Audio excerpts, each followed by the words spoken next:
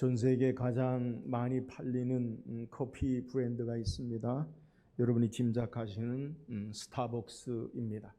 스타벅스는 전 세계 약 3만여 개 매장으로 매출 규모가 220억 달러, 우리 하나로 따지면 29조 8,100억이 되는 매출을 자랑하는 전 세계 커피 브랜드예요. 이 전 세계에서 커피를 가장 많이 파는 매장을 순위를 매긴 것을 제가 조사를 봤는데 2위가 카나다의 커피 브랜드, 우리나라에는 그렇게 많이 알려지지 않았는데 팀 호튼즈라는 매장이 2위를 달리는데요. 전 세계 4,800여 매장이 있고요. 매출 규모는 30억 불, 그러니까 약 한화로 4조 650억의 매출을 가지고 있어요. 그러니까 스타벅스와 1위와 팀 호튼즈라는 커피 매장 2위와의 매출 규모가 약 한 7배 차이가 나고 매장으로 해도 4,000개야 3만 개니까 그것도 약 한 6배 이상 되는 그러한 규모를 가지고 있어요. 그런데 이 스타벅스는 시애틀, 미국의 시애틀에서 시작이 돼서 전 세계 어디를 가든지 이 스타벅스 매장이 있는데 어디를 가든지 같은 맛으로 사람들의 인기를 누리고 있어요. 이 스타벅스 생각하면 커피 맛뿐만 아니라 이 스타벅스의 로고가 있어요. 로고. 여러분 스타벅스라고 쓰여진 것에 이렇게 그림이 동그라미 원 안에 한 여자가 머리를 길게 풀고 있는 여신의 모양을 여러분이 보셨을 거예요. 근데 이 스타벅스의 로고는 본래 그리스의 신화 가운데 이 세이렌의 모습이라고 해요. 세이렌이라고 하면 왠지 뭔가 좀 생소한데 사이렌 이러면 우리가 또 쉽게 이해하죠. 그리스어로 세이렌을 영어로 사이렌이라고 그렇게 번역해 놓은 그러한 로고예요. 우리가 사이렌 소리 삐오삐오삐오 귀에 아주 듣기 별로 안 좋죠. 무슨 일이 응급한 일이 있구나라는 그러한 소리인데 바로 이 세이렌이 바로 이 여신의 모습이에요. 이 세이렌은 이탈리아 반도 서부 해안에 절벽으로 이루어진 카프리 해안의 님프들이라고 해요. 님프는 뭐냐? 젊은 여자, 요정을 이야기해요. 그러니까 이 서부 해안에 절벽으로 이루어진 곳에 사는 요정들이라고 해요. 신화니까 여러분 그렇게 이해하셔야 돼요. 본래 이 세이렌의 모습은 상반신이 여인의 모습이고요. 하반신은 새의 모습을 가지고 있어요. 그러니까 위의 모습은 여자의 모습이고 아래의 모습은 새의 모습, 독수리의 모양을 가지고 있어요. 근데 이 세이렌들이 무엇을 하느냐? 이 바다의 절벽으로 항해하는 배들에게 아름다운 노래를 들려준다고 해요. 그러면 선원들이요, 그 아름다운 노래 소리를 듣고 그 노래 소리에 홀려서 바다에 다 빠져 죽는 거예요. 그러니까 이 세이렌들로 말미암아 많은 그 길을 항해하는 사람들은 여지없이 죽음에 이르고 마는 것을 전설로 그렇게 이야기로 내려줘요. 여기에 이 모두 죽음에 이를 정도로 노래에 저항할 수 없는 매혹적인 목소리에 바다에 빠져들어서 몰살당했는데 이 세일의 유혹을 끝낸 사람이 있어요. 이 트로이의 전쟁에서 승리한 오디세이가 전쟁에서 승리하고 배를 타고 오면서 이 세이렌들의 그 이야기를 그들이 이미 알고 있기 때문에 배에 탄 모든 선원들의 귀에 밀랍으로 귀를 막고 자기는 그 세이렌의 소리를 듣고 싶어서 눈을 가리고 자기를 몸을 돛에다가 자기 몸을 묶었어요. 그리고 부하들에게 이야기하기를 무슨 일이 있어도 내가 이 밧줄을 풀려고 하면 절대 풀게 하지 말고 너희가 나를 다시 밧줄로 묶어라. 그리고 이 세이렌들의 음악 소리, 노래 소리가 있는 곳을 지나는 거예요. 이 오디세이가 이 소리가 너무 아름다워서 이 밧줄을 막 끊어버리고 들어가려고 할 때 그의 부하들이 밀랍으로 귀를 막은 부하들이 그 명령을 따라 다시 그를 돛담배 돛에 묶어서 무사히 그 세이렌들의 소리가 지나는 그곳을 통과해서 유일하게 살게 되었고, 이것으로 말미암아 세이렌들이 자존심이 상해서 자기들이 바다에 모두 다 몰살당한, 이것이 바로 그리스 신화에 나오는 내용이에요. 자, 이 세이렌의 모습이 처음에는 반인반조, 상반신은 사람이고 하반신은 새의 모습이었다가 이게 좀 바뀌어요. 저 상반신은 여인의 모습은 그대로인데 하반신은 물고기 모양으로 바뀌어서 스타벅스의 로고가 바로 이 세이렌의 모습이에요. 왜 이 스타벅스가 세이렌의 모습을 행했느냐? 한 번 맛본 매혹적인 커피의 맛에 그 커피의 유혹에 다시 찾게 되는 것이 바로 로고의 의미라는 거예요. 세이렌의 이야기는 유혹의 치명적인 모습과 더불어서 그 유혹을 이기는 것을 우리에게 교훈하는 거예요. 우리는 지난주에 이어서 사탄의 유혹에 대해서 우리가 말씀을 묵상해요. 인류 최초의 사람인 아담과 하와를 유혹함으로 불순종하여 죄에 빠지게 하고 사망에 이르게 하는 이 유혹의 사건을 우리는 묵상하고 있어요. 동서고금을 막론하고 이 유혹은요, 치명적인 결과를 가져오고 파괴적이고 모든 것을 빼앗는 것임을 우리에게 교훈하는 거예요. 그러므로 우리는 이 사탄의 유혹을 말씀을 통해 묵상하고 이 유혹과 시험에서 모든 것을 잃어버리는 파괴적인 삶에 빼앗기지 않고 어떻게 우리는 승리할 수 있는가, 우리가 말씀을 묵상해야 돼요. 우리는 지난 시간에 먼저 첫 번째 사탄의 유혹의 기술에 대해서 말씀을 묵상했어요. 사탄은 우리를 어떻게 유혹하고 넘어뜨립니까? 먼저 하나님 말씀을 왜곡하는 것으로 유혹하죠. 이 왜곡에는 부정과 그리고 과장과 포장이 있어요. 이 왜곡을 통해서 사탄이 사람의 마음에 유혹하는 가장 큰 중심은 우리의 마음에 부정적인 생각으로 우리의 마음을 사로잡는 거죠.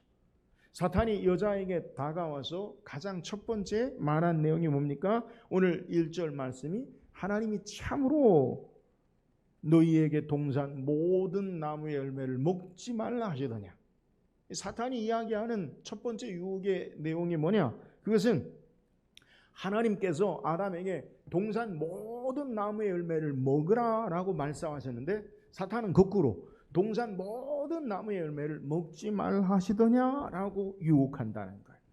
모든 것을 주시고 단 한 가지 선악을 알게 하는 열매를 금하신 것을 사탄은 전체를 먹지 말라라고 사람의 마음에 부정적인 것으로 사로잡고 모든 것을 주시고 은혜로 허락하신 하나님을 부인하고 마음에 부정을 심어넣는 것을 우리에게 소개해요. 여러분, 우리가 신앙생활하면서 저와 여러분이 기억할 것은 모든 것을 주신 하나님의 은혜를 기억하고 한 가지 내게 부족한 것 없는 것이 우리의 마음을 사로잡지 않도록 경계해야 돼요. 신앙의 삶에 은혜가 크게 보여야 돼요. 우리의 삶에 하나님의 은혜가 크게 보여야 되는데 하나님의 큰 은혜는 다 잊어버리고 망각하고 내게 없는 것, 내게 어려운 것, 힘든 것 그거 한 가지 붙잡고요.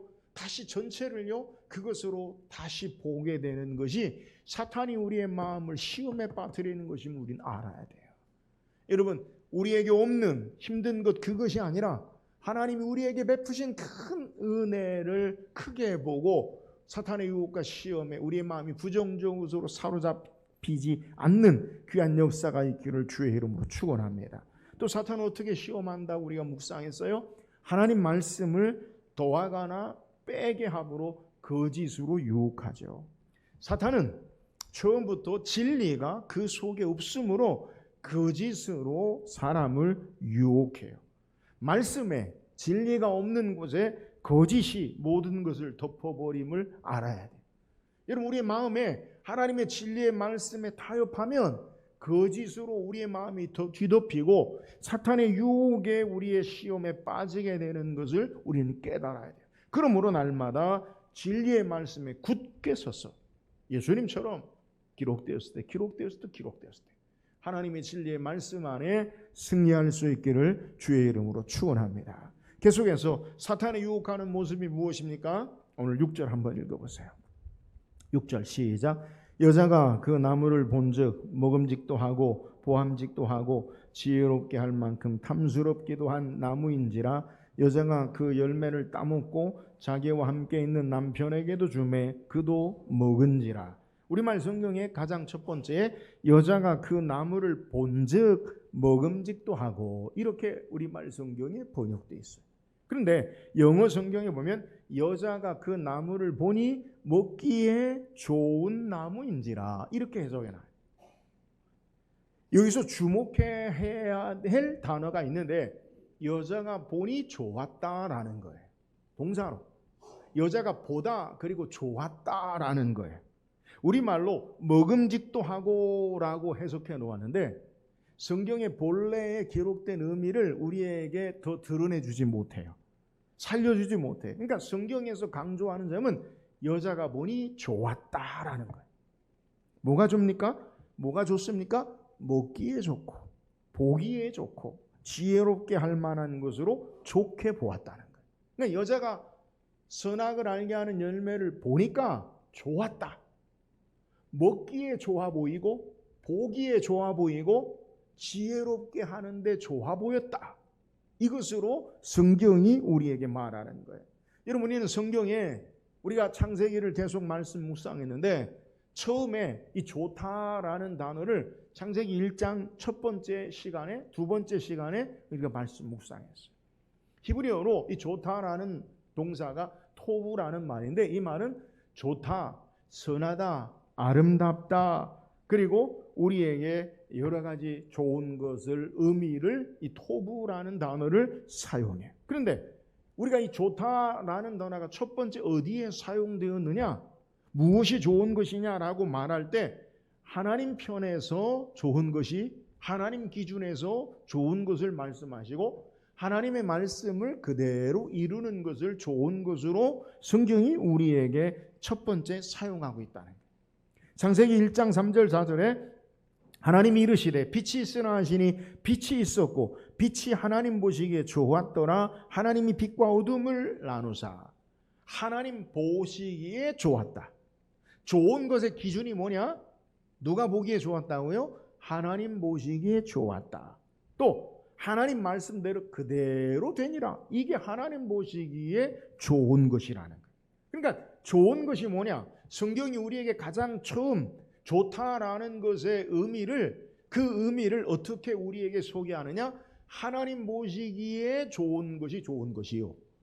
하나님의 말씀을 그대로 이루는 것이 바로 좋은 것이다라고 성경이 우리에게 소개하는 거예요. 자, 이렇게 좋다라는 단어가 이제 창세기 3장에 또 좋다라는 단어가 우리에게 등장하는데 오늘 하와가 이 좋다라는 것을 사용해요. 그런데 어떻게 하와가 좋다라는 것을 사용하느냐?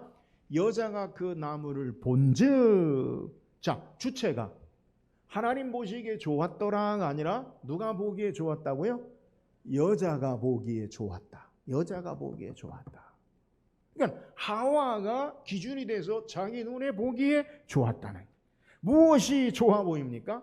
우리는 하나님 말씀을 따라 그대로 되는 것이 좋다라고 우리는 창세기 1장의 말씀 묵상했는데 오늘 창세기 3장에는 하와는 사탄의 말을 따라 지혜를 줄 만한 것으로 거짓을 따라 좋아 보이는 것을 우리에게 증거하는 거예요. 완전히 다르죠. 창세기 1장에 하나님 보시기에 좋았다. 하나님 말씀대로 그대로 되니까 좋았다라는 것을 사용하는데 창세기 3장에 하와가 사탄의 유혹으로 여자가 보기에 좋았다. 또 사탄의 말대로 지혜롭게 할 만큼 탐스러운 사탄의 말대로 보니까 좋았다라는 것을 우리에게 사용하고 있는 거예요. 사랑하는 여러분, 사탄의 유혹의 기술이 바로 여기 있어요. 우리의 눈을 들어서 우리가 무엇을 보아야 하느냐? 하나님을 따르지 않고 자신의 탐욕을 따라 보게 하고 말씀을 이루는 삶이 아니라 자신의 욕심을 이루는 삶으로 향하여 보게 하는 것, 이것이 바로 사탄의 유혹임을 우리에게 증거하는 거예요. 여러분, 무엇으로 보느냐? 이게 중요해요. 하나님의 기준으로, 하나님의 시각으로 보느냐? 아니면 나의 기준으로, 나의 시각으로 보느냐? 나의 삶을 이루려는 욕심으로 보느냐? 아니면 하나님의 말씀을 이루려는 그 뜻을 따라 보느냐? 이것이 우리에게 참된 유혹이 무엇인지, 좋은 것이 무엇인지를 소개하고 있다는 거예요. 여러분, 성경의 창세기에 곧이어 동일한 사건을 성경이 우리에게 소개해요. 창세기 13장에 보면 아브라함과 조카 롯이 함께 사는데 하나님 축복하셔서 아브라함의 목축과 조카 롯의 목축이요 번성하게 돼요. 문제가 뭐냐? 이 초지와 물을 먹는데 문제가 생겨요. 아브라함의 목축을 기른 목자와 롯의 목축을 기른 목자가 다퉈요. 왜요? 서로 자기에게 물을 먼저 먹이고 좋은 땅을 가지려는 다툼이 생겨요. 이 아브라함이 조카 롯을 불러서 이야기해요. 우리는 한 고륙 지친인데 우리 목자들이 서로 다투는 것이 좋지 않다. 내가 좌하면 내가 우하고 내가 우하면 내가 좌하리라. 내가 선택하라. 여러분, 조카는 아브라함의 조카 롯은 아버지를 여의고 아브라함이 자식처럼 길렀던 키웠던 조카예요. 그러면 마땅히 아버지, 큰아버지, 마땅히 작은아버지, 마땅히 먼저 좋은 것을 선택하시고 그 다음에 우리와 우리의 식솔들은 나중에 선택한 이유 하겠습니다. 이게 당연한데 성경에 뭐라고 소개하냐면 창세기 13장 10절에 이에 롯이 눈을 들어 요단 지역을 바라본 적 소알까지 온 땅에 물이 넉넉하니 여호와께서 소돔과 고모라를 멸하시기 전이었으므로 여호와의 동산 같고 애굽 땅과 같았더라. 조카 롯이 바라본 게 무엇이냐? 보이는 그대로를 보니까 소돔과 고모라가요 여호와께서 멸하시기 전이었고 물된 동산 같더라. 이 뭐예요? 에덴 동산 같이 아주 완벽한 상태를 바라본 거예요.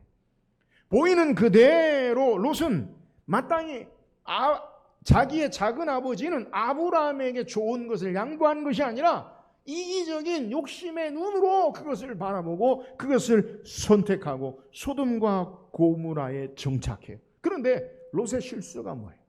소돔과 고모라는 어떤 곳이에요? 겉으로 보기엔 좋은 곳인데 죄악이 가득한 땅인 것을 보지 못한 거예요. 욕심의 탐욕의 눈으로 죄악을 정말 바라봐야 할 것을 바라보지 못함으로 롯이 어떤 결과를 가져옵니까? 자기 아내는 소금 기둥이 되어버리고 두 딸과 부끄러운 일을 당해서 모압과 암몬의 부끄러운 족속이 되어지는 것을 우리에게 소개해요.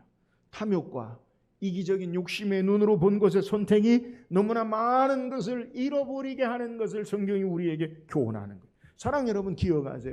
우리의 눈에 보이는 게 전부가 아니에요. 보이는 대로 살지 마세요. 보이는 게 전부가 아니에요. 겉으로 드러나는 화려함과 영광스러움에 속지 말아야 돼요. 사탄은 우리를 향해서 겉으로 드러나는 화려함과 영광에 우리를 속이는 거예요. 그러므로 그 안에 있는 정작 중요한 것을 바라보지 못하게 하는 거예요. 여러분이 무엇으로 보아야 합니까? 나의 이기적인 욕심으로 보는 것이 아니라 하나님과 함께 바라봐야 돼요. 하나님의 말씀을 이루는 삶으로 바라봐야 돼요. 여러분, 이것이 좋은 것임을 깨달아야 돼요. 내 눈에 좋은 것으로 보는 것이 아니라 하나님과 하나님의 시각으로 함께 바라보고 하나님의 말씀을 이루는 것으로 행함으로 좋은 것으로 우리의 삶이 참된 것으로 신앙하고 바라봄으로 유혹과 시험을 이기는 저와 여러분 되기를 주의 이름으로 축원합니다. 또한 사탄은 우리에게 어떻게 시험합니까? 사탄이 하와에게 결정적으로 유혹한 내용이 뭐냐? 5절을 읽어보세요. 5절 같이 읽읍시다. 시작. 너희 눈이 밝아져 하나님과 같이 되어 선악을 알 줄 하나님이 아심이니라. 여러분, 사탄이 사람을 유혹하는 결정적인 뭐냐? 너희가 하나님처럼 된다. 하나님처럼 된다. 인간을, 아담과 하와를 피조물이 아니라 창조주의 존재로 바꿔버리는 거예요. 너가 하나님처럼 된다라는 거. 이것이 핵심 내용이에요. 여러분, 우리는 창세기 1장과 창세기 2장, 창세기 1장을 통해서 하나님의 창조의 역사 가운데 특징이 뭐냐?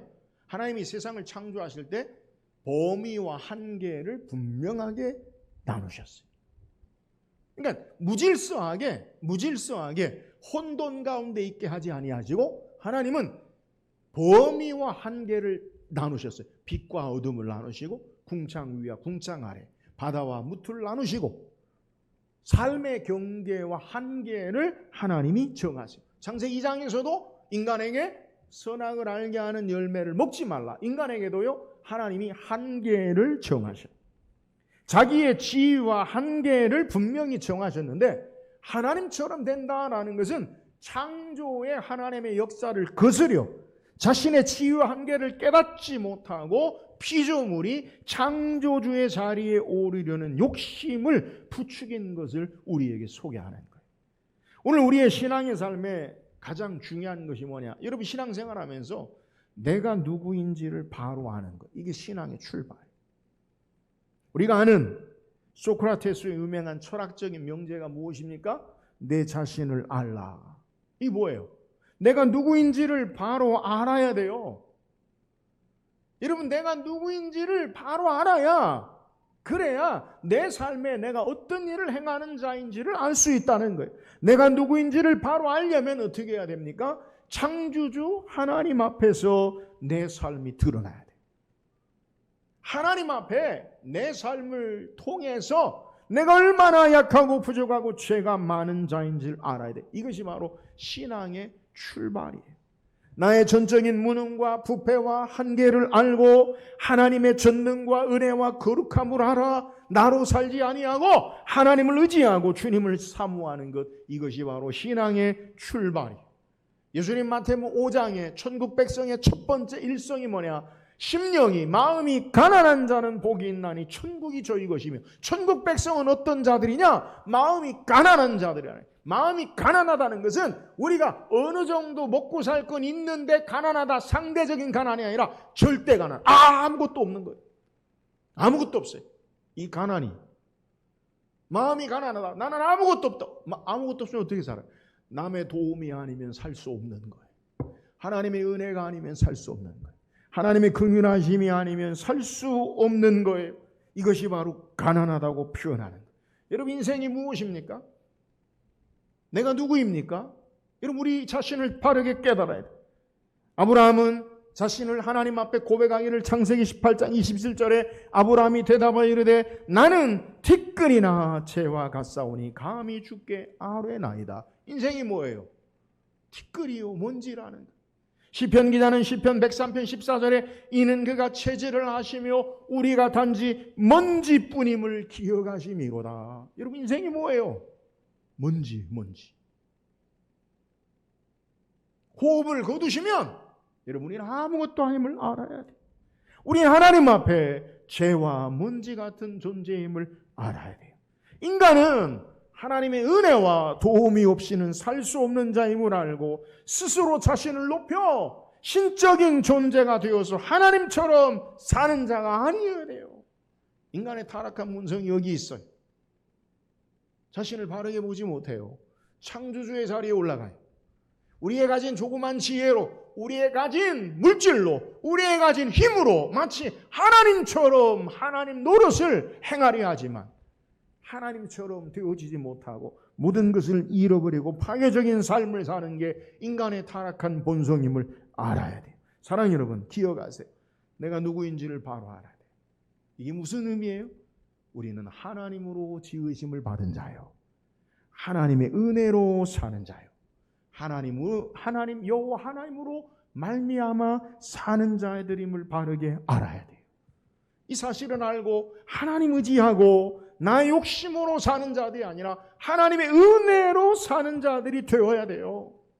바울은 빌립보서 4장 13절에 내게 능력 주시는 자 안에서 내가 모든 것을 할 수 있느니라. 우리는요, I can do it.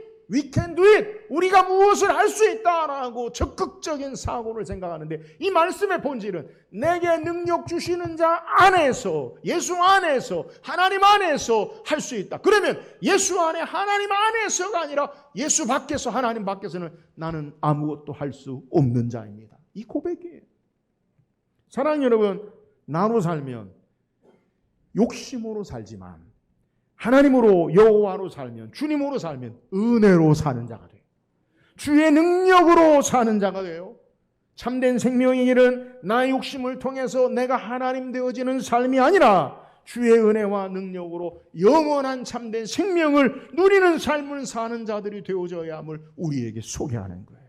나로 욕심으로 살지 말고 은혜로 사는 자 되어서 하나님께 영광 돌리는 삶을 살아 하나님 앞에 우리의 삶을 드리는 저와 여러분, 유혹의 시험에서 승리하는 귀한 삶이 되기를 주의 이름으로 축원합니다. 마지막 유혹의 결과가 뭐예요? 마귀는 유혹의 결과를요, 하나님처럼 된다고 말했어요. 5절에 너희가 그것을 먹는 날에는 너희 눈이 밝아져 하나님과 같이 되어 선악을 알 줄 하나님이 아심이니라. 근데 어떻게 하나님처럼 되느냐? 눈이 밝아져서. 너희 눈이 밝아져서 하나님처럼 된다. 여러분, 눈이 밝아진 게 뭐예요? 오늘날 우리의 언어로 의역하면 인식의 변화죠. 인식의 변화. 무엇인가 새롭게 깨달아지고 알아지는 거예요. 그래서 야, 눈이 밝아졌다. 모르는 것을 깨달았다. 이게 바로 인식의 변화예요. 아담과 하와가 선악을 알게 하는 열매를 먹고 난 후에 변화가 무엇입니까? 겉으로 드러나는 눈에 보이는 큰 물리적인 변화는 없어요. 그러나 그들이 서로를 바라보는, 상대를 바라보는 눈이, 인식의 눈이 달라져요. 어떻게 인식이 변화됩니까? 어떻게 그들의 눈이 밝아졌습니까? 7절 보세요. 7절. 시작. 이에 그들이 눈이 밝아져 자기들이 벗은 줄을 알고 무화과 나물 잎을 엮어 치마로 삼았더라. 눈이 밝아졌어요. 인식이 변화되어서 그들이 본 게 뭐라고요? 자기들이 벗은 줄을 알았다라는 거예요. 여러분 기억하세요. 밝아진 눈으로 그들의 눈에 들어온 것이 뭐냐?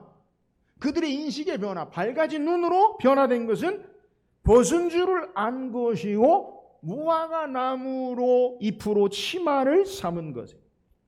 선악을 알게 하는 열매를 먹고 눈이 밝아져 하나님처럼 되리라. 사탄이 그렇게 속삭였죠.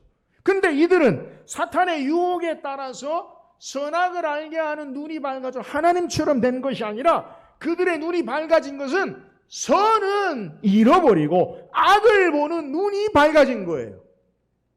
여러분, 이들이 여호와의 말씀을 듣고 따라 사는 선은 잃어버리고요, 말씀과 상관없는 악한 것을 보고 부끄러움을 보게 되는 변화를 우리에게 소개하는 거예요. 여러분 기억하세요. 오늘 본문을 보면 아담과 하와가 처음부터 벗고 있지 않다가 선악과를 먹고 벗은 게 아니에요. 그잖아요? 처음에는 옷을 입고 있다가 선악을 알게 하는 열매를 먹고 벗은 게 아니에요. 처음부터 그들은 벌거벗었으나 부끄럽지 않았어요. 죄악과 탐욕의 눈으로 보지 않았어요. 벌거벗었으나 부끄럽지 않았어요. 악한 것으로 보지 않았어요. 그러나 여호와 하나님과 상관없는 말씀에 불순종함으로 먹은 열매로 그들의 선을 보는 하나님 말씀을 따라 보는 것은 사라지고 악한 것을 바라봄으로 서로를 바라봄이 부끄러움이 된 거예요. 선악을 알게 하는 열매를 먹고 하나님처럼 된 게 아니라 선을 잃어버리고 악을 향해 서로를 바라보는 것이 부끄러움이 된 거예요. 선악을 알게 하는 열매, 하나님 기준이 하나님과 상관없는 삶, 선. 하나님의 말씀이 아닌 선은 우리에게 참된 선이 아님을 우리가 말씀 묵상했잖아요. 악한 것으로 서로를 바라보고 부끄러움이 된 것을 우리에게 소개하는. 사랑 여러분 기억하세요. 여호와 하나님을 떠난, 말씀을 떠난 삶의 자리는요, 탐욕과 부끄러움만 남아있음을 기억할 수 있기를 주의 이름으로 축원합니다. 그럼 우리는요, 말씀 안에 하나님 안에서 바라봐야 돼요. 오늘 우리는 예수 믿고 구원받았어요. 여러분 기억하세요. 우리가 교회로, 믿음의 공동체로 우리가 어떻게 서로를 바라봐야 되느냐. 예수 안에 서로를 바라볼 수 있기를 주의 이름으로 축원합니다. 우리가 서로를 바라보는 것이 그리스도 안에서 서로를 바라볼 줄 알아야 돼요. 여러분, 예를 들면 우리가 교회에서 서로를 향해 직분을 호명하고 사용하지만 주 안에서 우리는 형제요, 주 안에서 우리는 자매로 그렇게 하나님의 자녀로 우리가 호칭을 해요. 생각해 보세요. 주 안에서 형제와 자매라고 하는 것은 어색하지 않아요. 그죠? 예수 안에 형제와 자매로 하는 건 어색하지 않아요. 근데 주 안에서가 아니라 예수님은 상관없이 우리의 삶을 그대로 세상에서 형제님, 자매님 이상하지 않아요? 또 생각해 보세요. 우리는 예수 안에서 서로 사랑합니다. 주 안에서 사랑합니다.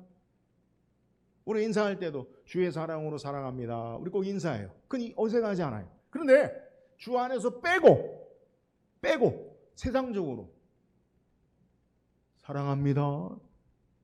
소름 돋지 않아요? 이상한 거예요. 그렇잖아요. 여러분, 우리가 예수 안에서 우리의 삶을 바라봐야 우리의 삶이 하나님이 보게 하시는 것을 보고 바르게 우리의 삶을 살아가는 거예요. 우리의 눈이 어떻게 밝아지느냐? 선악을 알게 하는 열매를 먹음으로 사탄이 우리에게 유혹하는 것은 하나님의 선은 잃어버리고 악한 것만 바라보고 드러나게 하는 삶으로 우리를 시험에 빠뜨리고 유혹하는 것을 우리에게 소개해요. 그러므로 여러분, 우리 인식의 변화가 다시 예수 안에 그리스도를 믿고 신앙함으로 우리의 삶이 눈이 다시 새롭게 변화돼야죠. 주님과 더불어 우리의 삶이 바라보고 예수 안에서 우리의 삶을 바라보고 신앙할 때에 우리는 서로를요 긍휼히 여기고 불쌍히 여기고 함께 하나 된 자로 나아갈 수 있는 거예요. 사랑하는 여러분, 우리가 서로를 향해 그리스도 안에서 하나님 여호와 안에서 말씀 안에서 바라볼 수 있기를 주의 이름으로 축원합니다. 타락한 인생의 본성은 서로를 향해 무엇을 보느냐? 부끄러움을 보고 악한 것을 봐요. 그러니까 할 수만 있으면 무슨 잘못을 했는가? 할 수만 있으면 무슨 악한 것으로 이 사람이 나를. 세상은요 계속 싸우잖아요. 왜 싸워요? 인식의 변화가 바뀌어서 그래요. 타락한 본성으로 선은 없고요, 악한 것만 보는 거예요. 부끄러운 일만 바라보는 거예요. 오늘 저와 여러분이 주님 안에 말씀 안에 삶을 바라보고 주의 말씀과 뜻을 행함으로 승리하는 복된 삶을 살기를 주의 이름으로 축원합니다. 오늘 성경 우리에게 계속해서 사탄의 유혹과 시험에 대해서 우리에게 소개해요. 사탄이 어떻게 시험합니까? 내 기준에서 욕심으로 세상을 바라보게 하는 것이 좋은 것처럼 착각하면서 우리를 유혹해요. 그럼 기억하세요. 악마의 유혹은요 보는 것을 시작해요. 사탄의 유혹은요 보는 것에서 시작해요. 죄송합니다. 광고, 텔레비전 광고, 명품 광고 전부요 보는 것으로 시각적으로 유혹해요. 기억하세요. 그 명품이 내게 꼭 필요합니까? 있으면 좋지. 근데 꼭 필요하냔 말이에요. 여러분, 세상에 우리의 마음을 빼앗는 것들이 그런가라는 거예요. 내가 있어야 될 것 같아. 내가 꼭. 없어도 되는데 꼭 있어야 될 것 같아. 보는 것으로 우리의 마음을 사로잡아요. 여러분, 우리는 우리의 눈에 보는 것으로 내가 기준이 되어서 좋아 보이고 하나님 말씀을 이루는 게 아니라 내 욕심을 이루는 것이 좋은 것이 아니라 여호와 하나님과 함께 바라보고 주의 말씀을 이루는 참된 선을 향해 시험에서 승리하는 저와 여러분 되기를 주의 이름으로 축원합니다. 또한 사탄의 유혹과 시험의 모습이, 우리를 유혹하는 시험의 모습이 뭐예요? 그건요 우리에게 인간의 나의 한계와 나의 나됨이 누구인지를 알지 못하고 하나님처럼 되게 하는 욕심으로 우리의 마음을 시험해요. 여러분 기억하세요. 우리는요 창조주 하나님이 빚으신 피조물이에요. 우리는 하나님을 영화롭게 하고 하나님을 영광스럽게 그의 뜻을 이루려는 자로 우리를 지으셨지, 내가 하나님의 자리에 올라가려고 우리를 지으신 자가 아님을 우리는 깨달아야 돼요. 내가 누구인지를 그리스도의 십자가 앞에 하나님 앞에 바로 알고 먼지와 재와 같은 인생, 그래서 여호와 하나님의 은혜가 아니고서는, 주의 도움이 아니고서는, 주를 의지하지 아니하고서는 살 수 없는 자임을 알고 주님 의지하고 시험 가운데 승리하는 삶을 살기를 주의 이름으로 축원합니다. 시험의 결과가 뭐예요? 우리 인식이 변화되었어요. 눈이 밝아진다는 것은 선은 잃어버리고 악을 바라보는 존재가 되었어요. 사랑하는 여러분, 우리 눈이 예수 안에 다시 주님과 더불어 무엇이 선한 것임을 바르게 알고 주님과 더불어 우리의 삶이 바라보고 서로를 향해 사랑으로 주의 말씀을 따라 바라봄으로 시험과 위기에서 승리하는 삶을 사는 저와 여러분 되기를 주의 이름으로 축원합니다.